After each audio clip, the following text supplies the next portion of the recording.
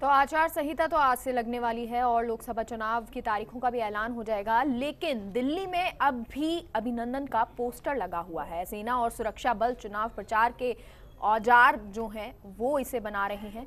चुनाव में सैन्य बलों की तस्वीरों का इस्तेमाल नहीं होगा। इलेक्शन कमीशन ने ये बात कही थी, लेकिन इसके बावजूद दिल्ली में आप एक तस्वीर देख सकते हैं जहां अभिनंदन का कैरिकेचर बना हुआ है और बताया गया है कि मोदी हैं तो मुमकिन है। राजनीतिक दलों द्वारा जवानों की फोटो के इस्तेमाल पर बहस हो रही है। पोस्टर में वायुसेना के विंग कमांडर अभिनंदन का कैरिकेचर साउथ दिल्ली के किशनगढ़ बस स्टैंड के करीब पोस्टर वसंत कुंज के निगम पार्षद सविता ने लगाए हैं। इलेक्शन कमीशन ने शनिवार को राजनीतिक दलों को एक एडवाइजरी जारी की और सुरक्षा बल देश की सीमाओं, क्षेत्र और पूरे राजनीतिक तंत्र के प्रहरी हैं। ये बात इलेक्शन कमीशन ने कही थी। लोकतंत्र में उनकी भूमिका निष्पक्ष और गैर राजनीतिक है। चुनाव प्रचार में सुरक्षा बलों का जिक्र राजनीतिक दल सावधानी से करें, ये कुछ बात है जो इलेक्शन कमीशन ने कही थी, लेकिन दिल्ली में इस हिदायत का असर दिखाई नहीं दिया। दिल्ली में अभी भी अभिनंदन का पोस्टर लगा हुआ है। सेना और सुरक्षा बल चुनाव प्रचार के औजार नहीं है। हालांकि ये बात इलेक्शन कमीशन ने कह दी थी, लेकिन उसके बावजूद पोस्टर में वायुसेना के विंग कमांडर अभिनंदन का कैरिकेचर नजर आ रहा है। साउथ दिल्ली के किशनगढ़ बस स्टैंड पर ये तस्वीर लगी हुई है, ये पोस्टर लगा हुआ है। सविता पार्षद जो है नगर निगम की, उन्होंने ये पोस्टर लगाया है।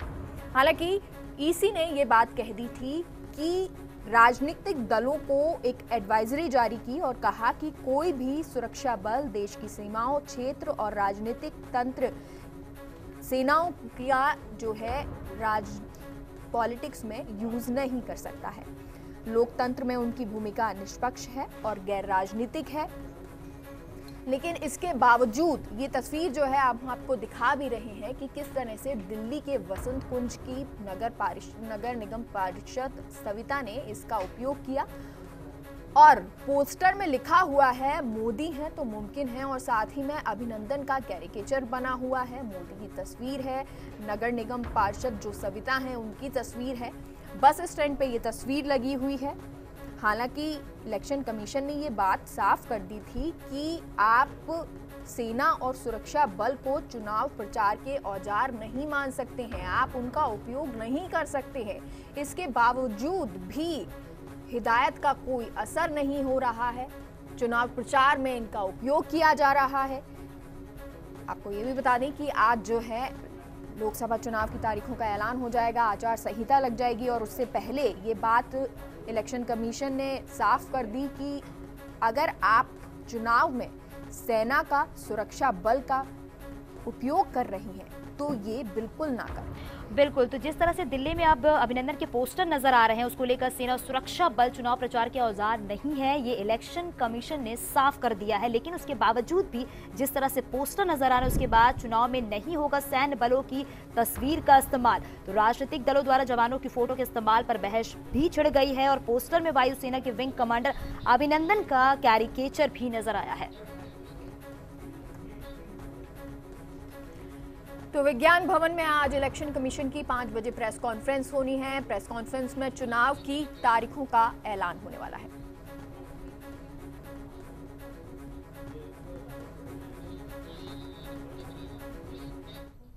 तो चलिए, जिस तरह से बात अभी हो रही थी कि आज शाम 5 बजे प्रेस कॉन्फ्रेंस होने हैं, आचार संहिता लागू होनी है, कि कब तारीखों का ऐलान होगा, तो पूरी बात क्या है ये हम आपको बताते हैं। दरअसल विज्ञान भवन में इलेक्शन कमीशन की शाम 5 बजे प्रेस कॉन्फ्रेंस होनी है। प्रेस कॉन्फ्रेंस में चुनाव की तारीखों का ऐलान होना है। सीईसी सुनील अरोड़ा संबोधित करेंगे और पिछले लोकसभा चुनाव की तारीखों का ऐलान भी रविवार को किया गया था। चुनाव 7 से 8 चरणों में संपन्न हो सकते हैं और पहले चरण का चुनाव 10 अप्रैल हो सकता है।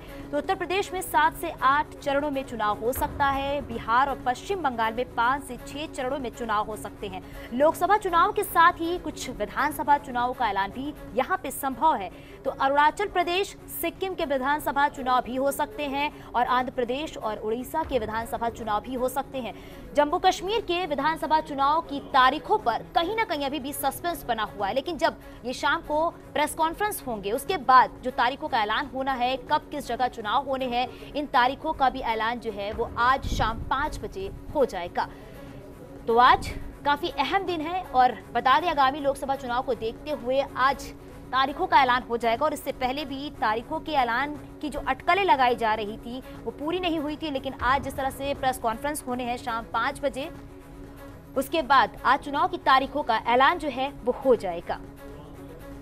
और चुनाव जो है वो 7 से 8 चरणों में संपन्न हो सकते हैं और पहले चरण का जो चुनाव होना है वो 10 अप्रैल हो सकता है।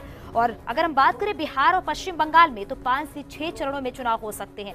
वही बात अगर हो लोकसभा चुनाव के साथ ही कुछ विधानसभा चुनाव का ऐलान भी यहाँ संभव है। तो लोकसभा चुनाव का काउंटडाउन जो है अब शुरू हो चुका है और आज शाम 5 बजे ये प्रेस कॉन्फ्रेंस होनी है और प्रेस कॉन्फ्रेंस में तारीखों का ऐलान किया जाएगा। और इसमें तारीखों की घोषणा की अगर बात करें तो काफी सावधानियां भी बरती जाएंगी यहाँ पर। बिल्कुल, जैसे कि चांदनी बताया जा रहा था कि 2004 के लोकसभा चुनाव की तारीखों का ऐलान भी रविवार को हुआ था और आज भी रविवार है। 2019 के लोकसभा चुनाव आ गए हैं और आज रविवार के दिन अब लोकसभा चुनाव की तारीखों का ऐलान हो सकता है।